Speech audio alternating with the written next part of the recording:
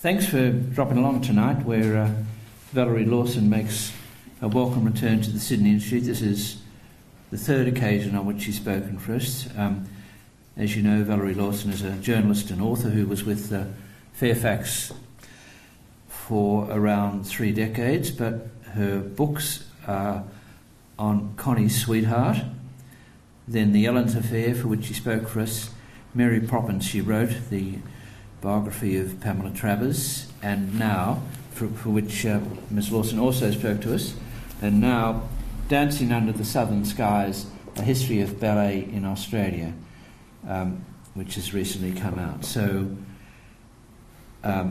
tonight, Valerie Lawson is going to speak for the Sydney Institute on the topic Behind the Red Velvet Curtain, the Backstage Story of Ballet in Australia. You're very welcome. Thank you.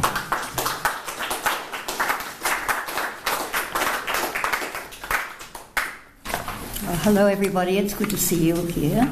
Some balletomanes I know, some not. Look, the first article I ever wrote about ballet, can you hear me okay? Yes. Yeah. It was in 1999 when I was a journalist at the Sydney Morning Herald, and at that time Margot Fonteyn had just died that particular month. And I was like heartbroken because I thought, oh, I would love to have been Margot Fonteyn, that was my dream. And of course that never happened, but I was nervous, but I went to the editor of the Herald and said, would you mind if I wrote a little piece about Margot Fonteyn? And I thought he'd say no, but he said, yeah, go ahead, yeah, why not? And so I did about 350 words, and it was in a tiny little sort of piece in about, I don't know, page 12 in the Sydney Morning Herald. I was so pleased with myself, but also sort of worried about Fonteyn going. And that's how it all began. That's how my dance writing began. And from then on, I interviewed many, many people, many choreographers, dancers, designers, all around different places in the world, New York, Paris, London, but mainly here, of course. And I became that dance writer, not the dance critic, that's Jill Sykes, but the dance writer for the Herald. And I did that for, I don't know, at least 10 years. I loved it, and I thought I saved every interview I did. I saved it on a tape. We don't have tapes now, but in those days you had to have a tape, right? A little funny little machine, you know. And I kept them all, and I wrote up everything. I transcribed them all, and so that was the basis for my book. And I've known so many people and spoke to so many people. It was very, very helpful. That's how it began, but really my passion for ballet began a long time before that. It started when I was 8. So my mother was what they called a radio announcer in Dunedin, New Zealand, and she had a sort of Women's Day, Women's Hour, because, women didn't do anything else but do Women's Hour, right? But she interviewed some dancers from the Borovansky Ballet who came, from Australia many times to New Zealand. And one day she took me, this 8-year-old, into the studio, and after she'd spoken to them, I spoke to them and I said in a tiny little voice, I'm going to be a ballet dancer. I want to be a ballet dancer one day. And they said, oh, well, we hope you are. Obviously thinking she'll never do that. So that sort of happened. And also my mother, being a media person of the day, took me to the His Majesty's Theatre, or Her Majesty's Theatre it was. And I found paradise there. I found this is where I belong, like the curtain, the red velvet curtain went up, and the designs and the costumes and the music, Tchaikovsky and whatever, and of course the dancers. I was just so, I found where my home. And so from then on, I decided I'd be a ballet dancer myself. Definitely I'd be Margot Fonteyn. Now, that didn't work out very well. So I turned to writing at the Australian Financial Review and the Sydney Morning Herald. And after my 2 daughters were born, I went back to ballet classes when I was much older. And I danced with girls and boys of 12 or 13. But I just had to go back and learn my ballet steps, which I did for many years. In fact, I still do ballet classes. I must be the oldest ballet student in the world. No, I'm not going to. Don't worry, this is not all my lip speech, this is just some things. So I left the Herald in 2008, and I thought it might take 2 years to write this book. I imagined, like, after 2 years I could go to Paris for a year, and I'd take my dog Molly, and we would go to restaurants, as you can take dogs anywhere in Paris. That plan fell straight on its face. It could never happen. So instead, I spent the first year after the Herald writing as a freelancer, because I miss being a journalist so much. It's really hard after 30 years to give up journalism. So I did freelancing so I could feel sort of safe. It was, and then later on, the year after that, I spent a lot of time establishing a website called Dance Lines, and I wrote a chapter for the Australian Ballet's 50th anniversary. And then finally, see, procrastination was my middle name, really. I just wasn't getting onto the book. But time was up. I had to do some research. But first I had to get a publisher. Now, that wasn't easy, and I think this is important because in Australia, it's very hard to convince publishers to publish a book on a performing arts. Like, everybody that we went to, my agent and myself, said, yeah, we love the idea, love it. And then the marketing team would come zooming in and saying, no, we'll never go to sell it, can't sell it, you know. So I had lots of tears, lots of, disappointments. And finally I found this publisher I have, which you'll see there, who actually understood what I was trying to do. He understood the theme of my book, the themes of my book. And we began to write it. So it took even longer to write than I thought. It was not 2 years, it was 8 years. 8 years at the computer. Oh. So my plan all along was to avoid too much chronology, but focus on what's happening backstage in the world of the Australian ballet and contemporary dance, and more importantly, what was actually happening in Australia through the decades of the 20th century. So then, how to begin? Well, ballet started in the courts of Italy and France, and so Australia came very late, to become part of, have ballet, real ballet. Although dancers toured to Australia in the 19th century, they were sometimes promoted as ballerinas, but most of them knew more about burlesque dancing, or toe dancing, or deportment and ballet. They weren't taught ballet, they didn't know anything, even the people that came from abroad. So I began the story in 1913 when Adelaine Genet, a ballerina billed as the world's greatest dancer, arrived in Sydney. And it's interesting that she asked her host when she could see the dances of the Indigenous people. It seemed like a good idea because she'd just come from stop in Hawaii on her journey by ship to Australia, and she'd watched the Polynesians dancing the hula, so why wouldn't she see the Aboriginal dances? Well, that never happened. They wouldn't allow that to happen. No, that doesn't, we can't tell you anything about that. I could not believe, that happened.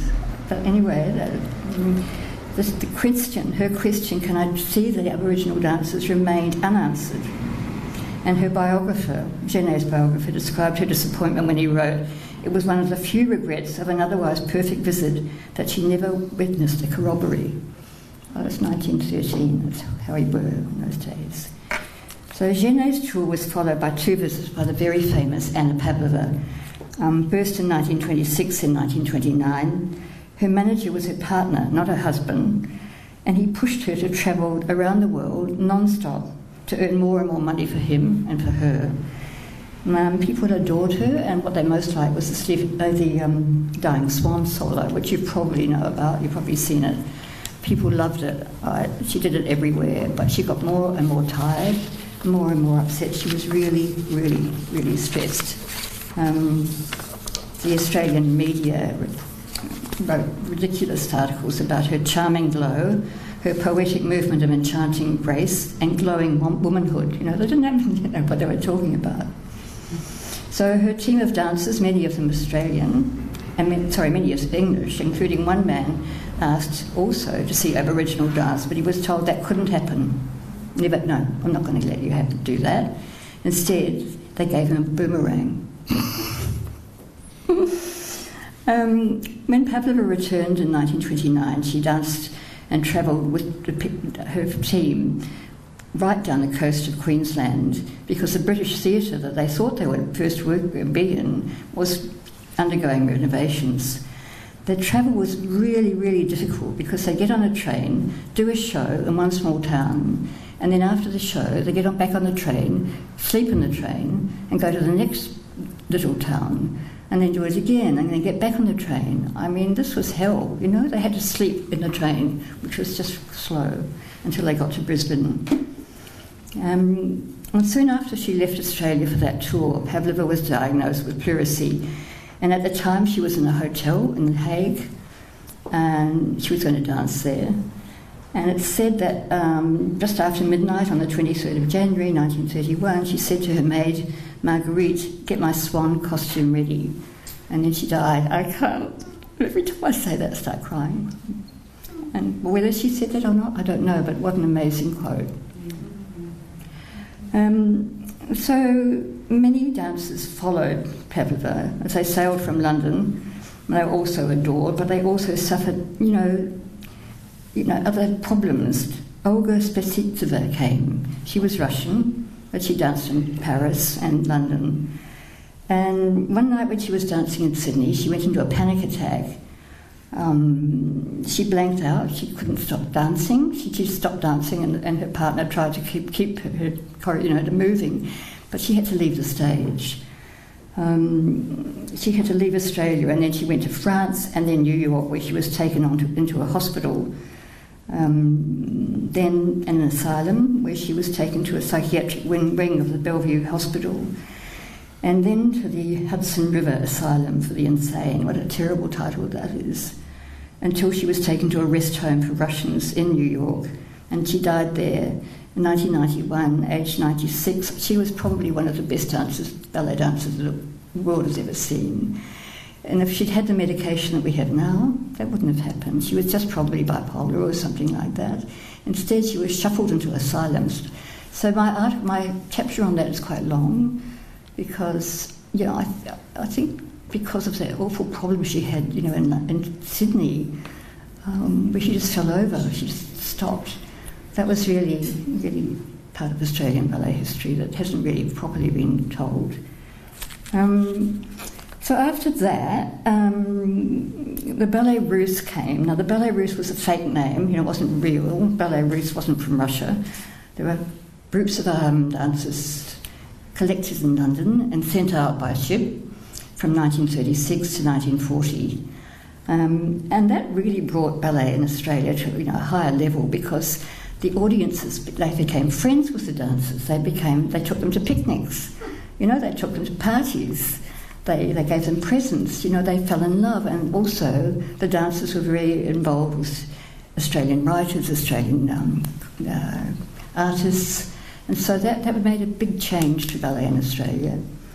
The tours were,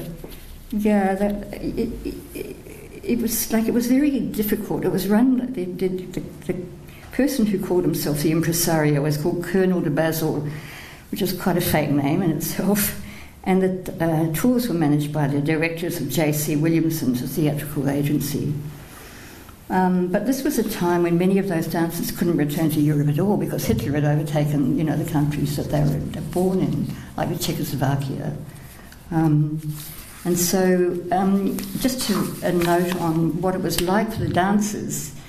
In 1938, they had to sail from London, and it was a time when, this is how it felt for the young dancers. I felt for them about this because my own daughter left to go to the Royal Ballet School when she was just turned 16, and we both cried our eyes out at Heathrow and back again.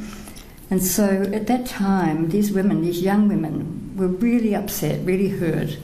So this 1938 tour, they went on a boat called a Malaja, and I'm just going to read something from this chapter. It creaked and trembled as prepared to sail from Southampton on the first leg of its journey to Australia. Bridget Kelly wept as she stood on the deck, looking down at the wharf where her mother waved goodbye. She wouldn't see her again for 9 months. How was she going to survive in Australia, a place that she knew nothing about? All she knew was the incredibly long time it took to get there, 5 weeks on a ship. Brigitte, the newest recruit in the travelling company, had plastered her brand new cabin trunk with labels of her stage name, Maria Sanina. All these dancers took Russian names, you know, to make them look real. they were either Canadian or English. So standing near to Bridget on the deck was a woman, the mother of another young dancer on the tour, who Anna, her name was. She was a stoic, a die-hard ballet mother called. And she said to Bridget, "Why you cry?" A particularly rash and nasty question, considering her own daughter always travelled with her own mother. Brigitte was one of the young dancers, 4 young dancers on board. 3 of them, including Brigitte, were 17 years old, and the 4th girl, Rosemary Devison, 16. These 4, known as the babies by their elders, sailed without their mothers or any other relative to support them. Their long letters home revealed their homesickness as they told their mothers anything about what's happening, any gossip or their disappointments. And really, the people that manage these people, the principals in these companies, would say things like, you know, "Rosemary, you're too fat. You'll have to stop. We can't put you in that ballet." I mean, it's terrible. I don't know how they survived. I'm thinking about my own daughter. You know, the way they were cared for in London, you know, in the 1990s and beyond. To be told you're too fat, you're going to have to go home or something like that was shocking. So that was another teary moment for me. So also at that time, coming from London to Australia was very, very, very frightening and dangerous. You know, the 2 days after World War II was declared, a German submarine torpedoed a British transatlantic passenger liner, the SS Albernia. More than 120 civilians and crew lost their lives in November 1939. The passenger ship Simon Beauvoir struck a German mine and sank in the North Sea with a loss of 86 passengers, including children and babies. Hours before that disaster happened, the ship carrying the dancers from London sailed from the port of Tilbury en route for Australia. So you could see, like it was terrifying, really. And of course, when they got here, they knew that, you know, that the war was on. Finally, the war was on, and they wouldn't be able to go home, particularly if they were Czech or some other, you know, from some other country. So 2 of the people that either came back or stayed there were Helene Korsava, who set up her first ballet company in Australia called the Korsava Ballet. She was with the Ballet Russe. And the second was Edward Borovansky, who couldn't go back to the Czech Republic. So he founded his own company here in Melbourne. And because, you know, in Australia we all shorten our names, you know, I'm Val, I hate that, don't call me Val, whatever. They called him Borrow, so Borrow. He was always known then as Borrow. And he set up this company which lasted 2 decades. Borrow was like, he was very important, and he was really the backbone of what happened later to become part of the Australian Ballet. If it hadn't been for Borovansky, I don't think there would have been an Australian ballet company. But he was quite nasty as well. I just want to read you a couple of quotes about him. One dancer said he would stand in the auditorium and shout, "You look like an overboiled macaroni." He would often reduce his dancers to tears. It was his belief that Australians, although talented, were lazy, undisciplined, and had no tradition of ballet, and that no professional company would survive without bullying. We can't do that now. We cannot do that anymore. But poor Borovansky, poor Borrow, eventually he had to stop his company because J.C. Williamson, who was his supporter, didn't want to do that anymore. They got more money out of musicals at the time. So that all ended. That wasn't the only problem that he had. One of the things that I was most interested in was the actual connection that Australia had culturally to England. And I found in London, doing some research, that the British Council archives were in a library there, and I was stunned to find out exactly what they were saying. The British Council was trying to keep Australia close to Britain and not close to America and Hollywood and all the things that, you know, was happening at the time. So these letters from the British Council came from the Secretary General to people in Australia, their representatives in Australia. And if one of the letters said, the Council's first approaches in Australia should be tactful.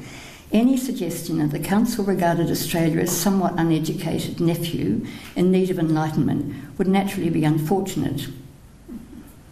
They also said Australia is very isolated, it has no sort of cultural background. Australia, wants to remain British and portray British influences in the Pacific, but she needs help in doing so. That's how we were. That was the culture of Australia at the time, like Britain. And then in 1945 there was a letter, Australia is ballet mad. We shall be prepared as soon as transport conditions allow to send out a really good company. And that turned out to be the Ballet Rambert, which is a London company. They came out and they also, various theatre companies came, orchestras, British exhibitions, and Sir Laurence Olivier came out with his wife. And I got a quote from Simon Goldwyn, not directly from Simon Goldwyn, who had a question to Olivia. He said, "Why are you, the greatest actor in the world, taking a touring company to Australia of all places?" So, okay. Okay, just go on.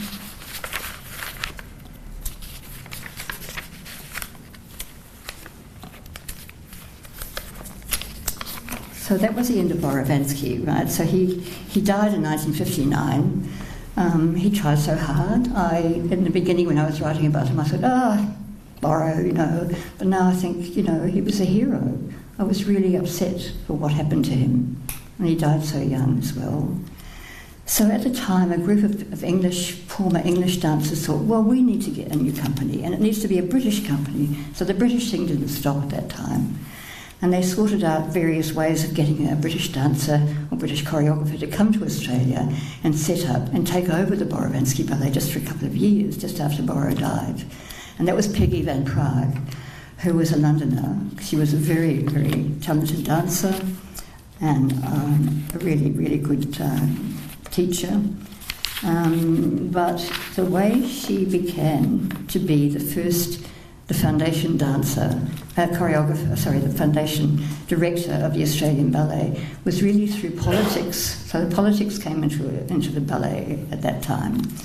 And that included Nugget Coombs, who was the secretary of the band, wasn't he? Secretary of the band? Yes, the secretary of the band. And then he got in touch with the Prime Minister, Menzies, and he got in touch with the Treasurer, Harold Holt, and together with J.C. Williamson's and the Australian Theatre Trust, they all got together and they agreed that Piggy Van Praagh would be the right person to work at the Borovansky and then to become the director of the Australian Ballet.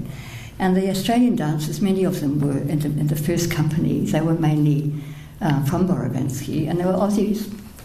And then Peggy comes in, she goes, "No, darling, darling, darling," and she called them all by their surnames, John, not John, say, Wilson, Wilson, what are you doing, what are you doing? It took a long time for her to actually be loved by the dancers. She turned out to be a great dancer, and she tried really, really hard to put on Australian ballet. So one of them was Melbourne Cup, which was a disaster. You could never do that now, Melbourne Cup. Like the girls with I think the girls were the horses and the men were the jockeys or something, the other way around. Like, you could never do that. No. Anyway, that was very funny. So that's how the Australian Ballet began, 1962. And she had real problems, Van Praagh. She always wanted to get married. She wanted a partner. She never found the right man. But also, she didn't have a ballet body. Her hips didn't turn out. So she had, the time she was in Australia, she had 12 surgeries for her hips. Now, in those days, it's not like having surgery for your hips now, right? Those days, it was brutal. And so she used to have to dance or direct, holding a pole. Eventually, it's a sort of inevitable thing, the board of the Australian Ballet decided they wanted to get rid of her. And why? Is because they thought that Robert Helpman would be a more, better person. He was very famous, big career in London. So they took in Helpman. And Helpman's, a little bit about what Helpman looked like. He liked to pose for a photo wearing a snakeskin print shirt, unbuttoned to his midriff, 2 gold chains nestled in his chest hair, and a cigarette dangling in his fingers. After the photographer took a shot for, say, the Australian Women's Weekly, the reporter wanted to know if Helpman was tired of all the media interest he attracted, and he replied, "It's part of my job, isn't it?" Yes, it was, but for Helpman, this is me talking, chatting with the press wasn't just a job. He loved to bask in the limelight. Never more than the year of 1970, when he took role as artistic director of the Adelaide Festival of the Arts. It was in that time the last gasp of Australians' long love affair with British culture, because what was happening in Australia then was, emerging artists, filmmakers, writers, playwrights, all on a parallel path. When Gough Whitlam said on the 13th of November 1972, he made his famous "It's Time" speech at the Blacktown Civic Centre. It's time for a new team, a new program, a new drive for equality of opportunities. It's time to create new opportunities for Australians. It's time for a new vision of what we can achieve and create new opportunities for the generation of our nation and the region in which we live. I think probably some of you may remember that speech, which was fantastic. Unfortunately, Gough didn't last so very long. But at that time, it was David Williamson's Don Party. There were so many different films. John Bell and Ken Haller opened the Nimrod Theatre, and 2/3 of the 90 plays staged at the Nimrod in its first 7 years were Australian plays. So the renaissance of the Australian film industry began even earlier, when, I don't know if you remember these movies, like The Chant of Jimmy Blacksmith, My Brilliant Career, Newsfront, Picnic at Hanging Rock, Breaker Morant, Gallipoli, and The Year of Living Dangerously. So finally, Australian ballet kind of got into that system as well, and they tried really hard to catch up. But ballet was probably the last performing arts or orchestra or whatever to do that. And it wasn't until Graham Murphy took over the Sydney Dance Company as a director and also choreographed for the Australian Ballet that Australian works came back. So his works were very much based on Australian areas, Australian people, Australian wherever, beaches. And he's still doing that. Like next year he's doing a ballet called the Prince, the Happy Prince, but instead of the end coming to somewhere in paradise, the end is going to end up on Bondi Beach. I don't know if that's really going to work, but that's him. He also choreographed an amazing Nutcracker, which was really a history of ballet in Australia, who came out from Russia, what happened next, what happened in the war. And for me, that's a masterpiece. Go and see it if you haven't seen it ever. I hope it'll be back soon. So Murphy worked with Christian Fredrickson, who was a man I loved so much. He was a director, he was a designer, and they had so much in common. So they did a new Swan Lake, they did a new Sleeping Beauty, they did a new Nutcracker together. And just a little quote: opposites attract. Also, a scene when the introvert Fredrickson met the extrovert Graham Murphy.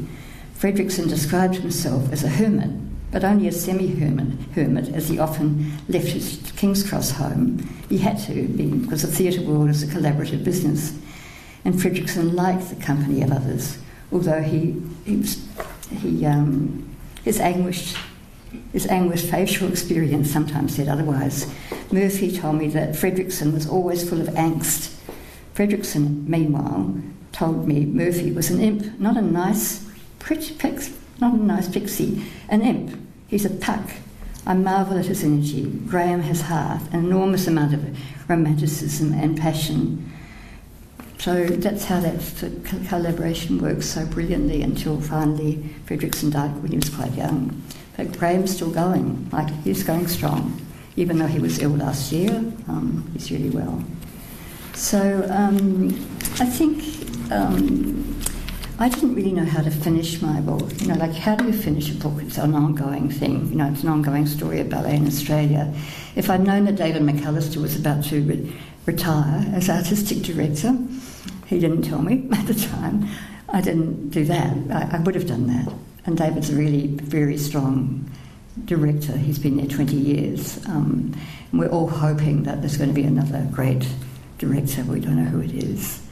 So instead of doing that, I didn't know about that. I just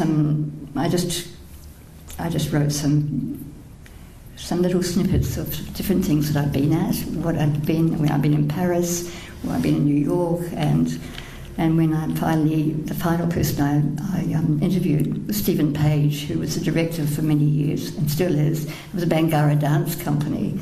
So all that time when dancers wanted to see Aboriginal dance, and they couldn't, then Bangarra collaborated with the Australian Ballet, and that would actually happen as well in the ballet called The Rights in Paris. And I thought, why I was there because my daughter was still in the company, and I thought this is the beginning and the end of the story, like from no Indigenous people to the collaboration of ballet and Aboriginal dance, really. And I just thought, when also I was in Paris, so that's one of the places where ballet really began. So that's how I ended the book. So that's my story.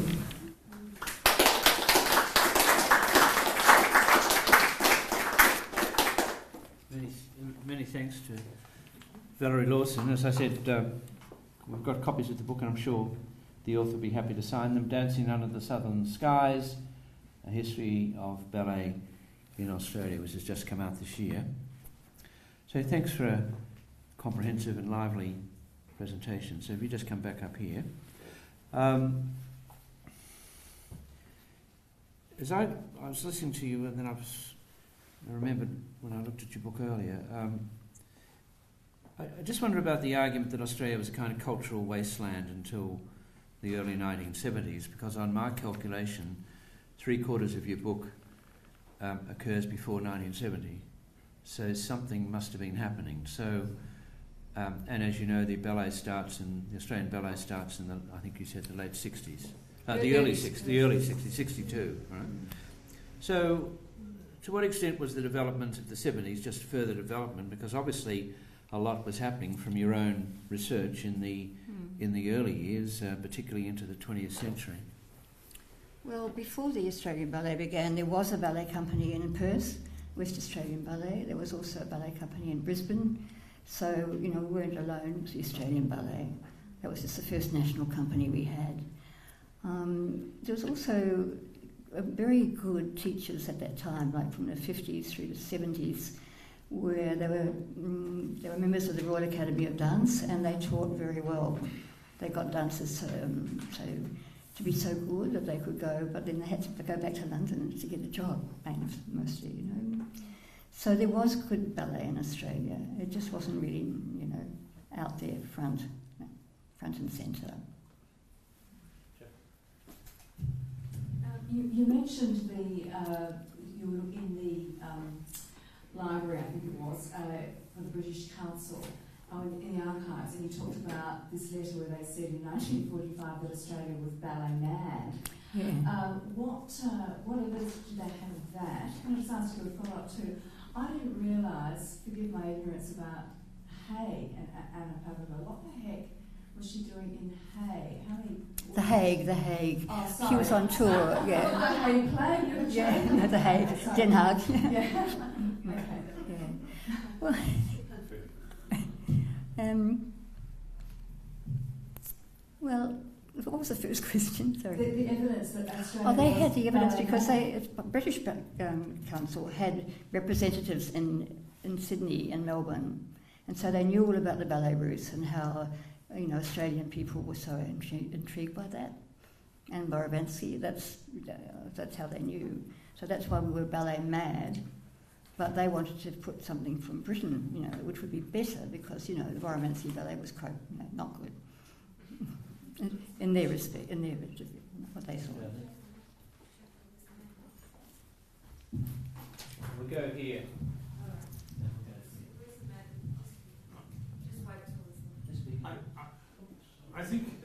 I think you've written a really important book about our cultural history.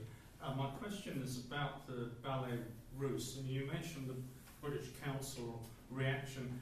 What impact do you think that the Ballet Russe had in terms of cutting the umbilical cord with the mother country? Well, I mean, in a way, the Australians loved those tours, you know. That was the most exciting thing they'd ever seen. Also, sometimes the ballets were designed by Australian artists or even Australian musicians. But I don't know, it's... the Ballet Russe was really a fake company in my view, because the dancers were collected in London, or they come from the United States or Germany or anywhere, you know. So, but it did elevate ballet, you know, as a performing arts. There's a question down there. Yeah. Come on. Thank you. With Australia becoming more and more multicultural, how do you see Australian attitude or appreciation to classical ballet in the last 30 or 40 years? Sorry, I can't. Could you just repeat that? The question was the impact of multiculturalism in Australia on Australian ballet in the last 30 to 40 years. Okay, well now they have Aboriginal dancers in the company itself. The Australian Ballet is working with Bangarra. We also, like the dancers are swapped. So, for example, in the current ballet of Nutcracker, there's a Danish dancer there. You know, they swap. You know, and they send one of their own dancers to Denmark. And, you know, many of the dancers are from Asia. Two of the best dancers are actually from China. So, but normally, the Australian Ballet will take Australian dancers that trained at the Australian Ballet School. Whereas if you're in London or Berlin or Stuttgart or New York, they can come from anywhere.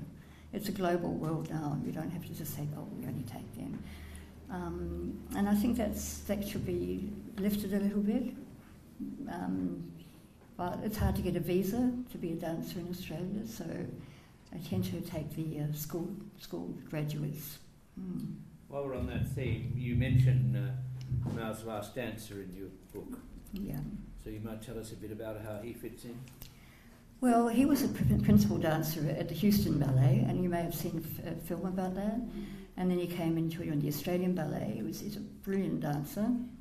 And he just had enough. He decided he'd retire from that, and he became he went into the financial world. But he got tired of that as well. And then he's so charismatic. He's so brilliant at getting money. He makes people cry when he does his speeches. He became the next artistic director of the Queensland Ballet. And he's a really good director. Right? He's very good at money making. And the Queensland Ballet has changed very different, in a big way. People think that he might take out the job of the Australian Ballet's directorship, but he keeps saying, no, I won't, but I'm not sure that he won't, really. But yeah, I used to run tours, Renaissance tours for dancers or people that love ballet. And I remember the day we went up to the Queensland Ballet, and he was so generous to me and the tour members that they almost fell over with sort of, oh, look, I'm standing next to Lee Xuan Sing. Photo, please. He can charm anybody and everybody. So I don't think he's going anywhere, but it'd be interesting to know if he does go to the Australian Ballet. He when he first wrote his book, I did a review, and the review was in the Sydney Morning Herald, and I was in London at the time looking after my daughter, and I had a phone call at 3 a.m. I thought, oh my God, somebody's died. And it turned out to be him thanking me for the review. I said, Lee, it's 3 a.m. in London. I remember that. But yeah, he's a good man. Question there. The period that you cover in your book, the physicality, the technique, the style of dancing has changed substantially over that period that you cover. Which directors have had the most impact, and how have they impacted those changes? You mean the way they dance, what they can do? Do you mean the way that they can dance like that, jump like that, or? Well, their physicality, physicality. Look, you look at articles or photos from, say, the 20s, 30s, 40s.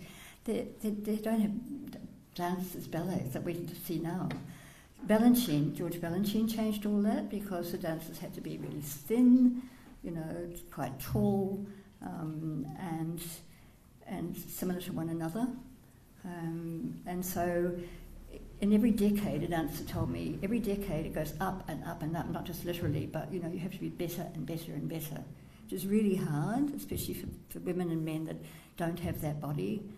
And now, everybody's expected to take their leg, the girls are supposed to take their leg up to there like that. It started with Sylvie Grien, a famous French dancer, and really she had hips that just open up, and so, I wish I had those hips. Just goes like up, like that. And then the men, if you could ever see the Bolshoi Ballet, they can jump and just sort of hang up in the air. Like, they're just amazing. But they wouldn't take people that couldn't do that. So they go and they started, in a school when they're like 8 or something like that, younger. And they're trained, and if they're no good, they can't do that, their body can't do that, out the door. Just really, ballet's a harsh thing. Question here. Valerie, thank you for taking us on that incredible journey. The Australian Ballet has achieved world recognition. Who do you think most influenced or turned the ballet around the most to get Australia the recognition it currently has? Yeah, that's well. I think apart from Piggy Van Praagh, it would have to be Maina Gielgud. Like, she was shown the door as well. I mean, only David McAllister has never been told to go. And Maina really, she brought in a lot of European choreographers like Yuri Killian, and it brightened up quite a lot. So she had a big influence. And David too. David's been steady as you go, and the repertoire is good. And also, the Australian Ballet goes to many places now. They go to China, Thailand, Japan, New York, London, and they usually get quite good reviews. Unless you've got a really nasty New York critic, which can happen. But I think that David and Maina made it what it is today. Valerie, I've got a soft spot for Tasmania, but I think Graham Murphy originates from Tasmania. And a long time ago, I had a Tasmanian student who wanted to be a ballerina but never would become one, but she'd done some lessons and she was mad about Graham Murphy, partly because he was from Tassie. Tell us a bit more about Graham, because it is unusual for someone to come from that little apple isle and make such a mark on a creative art as he's done. Can you give us a good look at how Graham got where he got and where he came from? Well, his parents were very sort of supportive of him. Now, a lot of parents, even today, say we don't want our boy to go to a dance company, dance school. But they looked after him. They took him to the only really good dance teacher in Tasmania, and they take him to might take 4 hours to get there and get back again. And then eventually he went to Melbourne, where he met Fredrickson, and he did a lot of work there. And then he was a very good choreographer. That's when he went to the Sydney Dance Company. He wasn't the first director there, but the board was, they thought he was fantastic. He's very charismatic, And so, he did some wonderful things at the Sydney Dance Company. Eventually he left because he wasn't getting the funding from the government that he needed. But I don't know, I think that kind of line, it depends a lot on the family. They either say, no, you're not going to go to a dance class, or we'll do everything we can, all out. And he had that, but he had Helpman loved him dance, to watch him dance. He was a very good dancer. So he was a good He was lucky. You've got to be lucky in ballet, and he was lucky with his parents and with his teachers, and then in the company. And you might tell us just a bit more about Helpman, who I guess is one of the best known to those of us who are not on the stage. Well, Helpman, he was a good choice to bring him to Australia, back to Australia, because he'd been with the Royal Ballet in London for years. But he was an actor as well as a dancer, and he was getting along. He thought, I can't do this for very long. So he came back to Australia, and he did some really good works, like one of them was The Merry Widow. Well, he had another choreographer for that, but he did some great works, and people liked him. He was funny, he was always out there with a microphone. He was always there to promote himself. And then, right at the end, he was still working. Right in 1986, he was still doing some work there. In Checkmate, he was the Red King. I don't know if anybody remembers that ballet. And he turned up every day. He did his bit, and then one day didn't turn up. He just died in Sydney. But the interesting thing about him is that I would love to have met his partner. His partner, they lived in Mossman together, and that man had never told anybody ever anything about Helpman. So there's 3 Helpman books, biographies that are done. None of them say anything about his personal life. So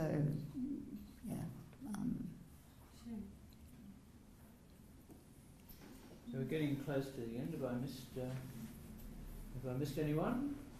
I haven't. So tell us, I think this is book number 4. Mm-hmm. Will there be a book number 5? And if there is, what might that be? That's a good question. Look, I don't know. I've had ever since I finished the book. I think about it every day, every evening. What am I going to do next? I can't, because once you do that for 8 years, you think I'm lost. You feel in limbo. I've thought about a memoir, because being a female journalist in the 70s is just so different. There were so few women at the Financial Review. And I think I've got so many funny stories from being one of those first women, because my late husband, Victor Carroll, was the editor-in-chief of the Financial Review, and he was a feminist, really. I mean, he brought in more women than we had ever had there at the Financial Review, and he continued that as the editor-in-chief of the Sydney Morning Herald. But throughout those years, those 30 years at Fairfax, there are so many funny stories, but I would be frightened of defamation. But I have to be very careful, get a lawyer. But I think being a woman in those days is just so nice. I mean, there was Me Too thing. I would have been one of those Me Too people, but of course, you just ignored it. What happened, But it was so much fun as well. There was a lot of drinking. Yes, and there was lots of fun, and one of the editors used to take us to the pub over the road in Ultimo and say, right, it's champagne time, off we go. Well, you don't get that now. Also, James Fairfax was the chairman in the golden years, and he just let everybody do what they want to do in the newsroom, whereas his predecessor, Sir Warwick Fairfax, was really not like, no, he just stopped things if he didn't like it. He didn't like any article about Vietnam. About the war. We shouldn't have been involved in Vietnam, but anybody wrote anything about that, it would just be cut. Whereas James was just, it's your newsroom, you do it. Since you worried about defaming the living, what about the dead? Well, you see, the dead have daughters and don't they? And children, yeah. Peter Wright, Sir Peter Wright, a wonderful choreographer in London, he did a book and he just told the truth. Like Sylvia Williams, nasty, she was a bitch, things like that. The book had to be scrapped and redone. So, I'm still quite keen to do it, partly I think because, Victor died, my husband died in April, and I want my daughters to know what it was like in those days beforehand. Yes, Jeffna? I was going to ask you, would you dig, given your fabulous skills as a journalist and covering so many areas, why don't you dig more into Robert Helpman? It was a very interesting period. Yeah, well, look, it's all about, his sexual desire, like I don't really want to go that way. You know, like, you just had so many men, and I don't want to... Look, there's already 3 biographies, and these books about people like Helpman or other dancers or choreographers, they don't sell very well either. I'd like to do a book that a very important person that everyone knows, a biography that I must have that book. But, you know, I did think about doing a biography of Valerie Fitzgerald, who's one of my favourite singers ever. I thought, yeah, that would mean about 3 years in the United States. Can't do that. So I don't know. I'll let you know in a year. Many thanks.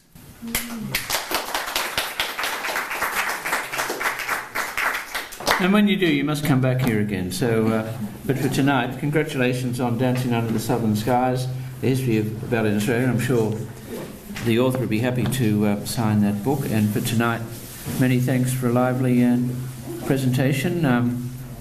And a few of us are off to ballet class, which I'll be participating in soon. But for tonight, well done and thank you.